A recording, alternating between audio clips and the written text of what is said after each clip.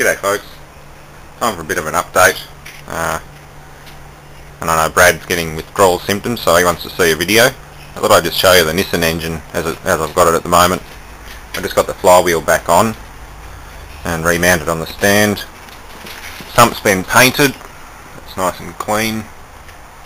Resealed it. I didn't get a new gasket, I just put lots of goo on it. Water pump's in perfect condition, that doesn't need doing. I'm just going to get some aluminium polish and just rub this oxide off the cam cover and head. Should come up looking nice. Apart from that, there's not a lot going on. Just got to get a Subaru engine off the trailer. It's been severely cooked, so I don't know how long that's going to live for. It will run again, but I don't see any point in rebuilding it after being so severely cooked. Probably got cracked heads and God knows what else. Yeah, just trying to think of ways to jazz up my channel and videos as well. I know I need a better camera. This one sucks. Quality, and particularly sound quality, is just not good enough. So if anyone's got any ideas on other things other than buying a better camera, I'm all ears. I don't want any long cheesy intros or funny stuff. There's only so much you can do to jazz up engineering videos. I know a lot of videos on YouTube promote proper ways to do it. Leo Kim video's just done another one, but there's only so much you can apply to the videos that I make. The How Stuff Works videos, not animations or things like that. I suppose I could do a Dave's Farm and stand here talking to the camera, but that only goes so far. After a while people get sick of looking at you.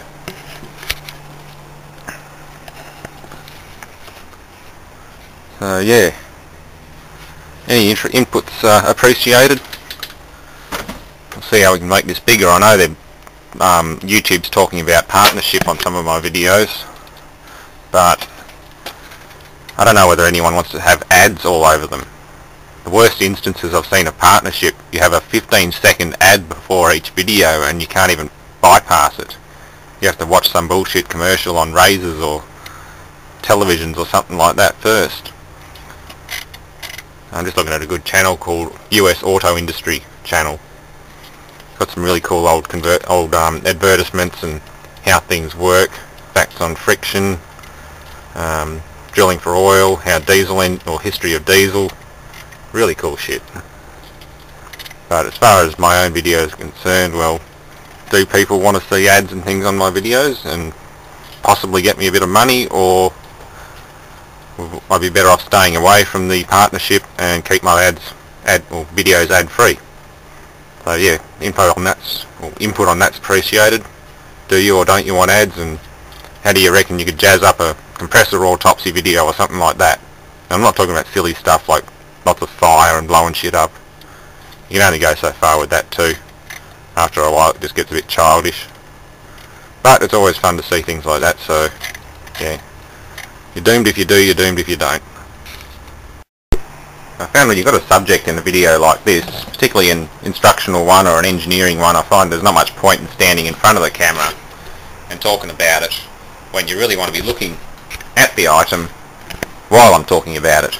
So there's not a lot of room for that sort of thing, although, I don't know, I'd probably do some scrapyard vlogs or something walking around, but still, people want to see what's in the video, what's around the environment, rather than just looking at me.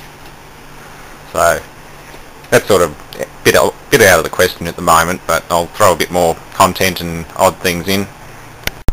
Yeah, a friend of mine gave me this Lennox thermostat assembly to go with this split system add-on unit. Kind of handy. I've been looking for a good thermostat for it. That's the air handler. Goes in line with the central heater, and this controls the central gas heater and air conditioner. It's a genuine Lennox one. This one's built by Alcare Lennox, but they're both interchangeable. Probably can't see much because I've got no light out here at the moment, but got a nice old Subaru Boxer engine. It's been cooked. Plastic cam cover or timing covers have collapsed, and this one's rubbed through on the timing belt. Good compression on 3 cylinders, and one's completely stuffed. It'll run again, but don't know how long. Don't think there's much future for that one. Yeah, there's all the inlet manifold and stuff for it. There's no corrosion in the cooling galleries or anything. It's really nice and clean inside. I'd say that apparently it blew the radiator or radiator hose off and they just drove it home. She got pretty hot on the way.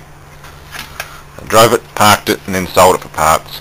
My mate bought it to resurrect another one, so I got the old engine.